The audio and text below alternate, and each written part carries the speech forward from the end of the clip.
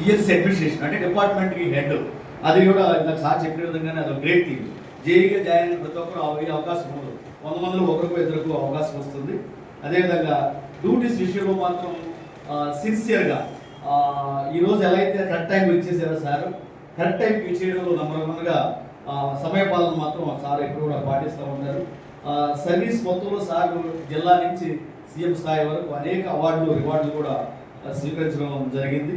ఇదంతా ఈనాటి అంటే నూతన తరంలోకి వచ్చే ఇంజనీర్స్ గారు ఎంతో స్ఫూర్తిదాయకం.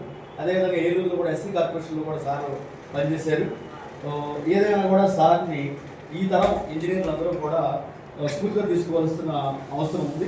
అన్ని ప్రాజెక్టుల్లో పోలవరం ప్రాజెక్టు, ఎన్ఎస్కి, ఎస్ఆర్పిఎన్సి, తర్వాత KDS Krishna data system, GDS, quality control అన్నింటిలో కూడా పనిచేసిన అనుభవం ఉంది. సార్ అయితే నేను గురువుగారిగానే భావిస్తాను. మీరు ఇండియన్స్ డే సందర్భంగా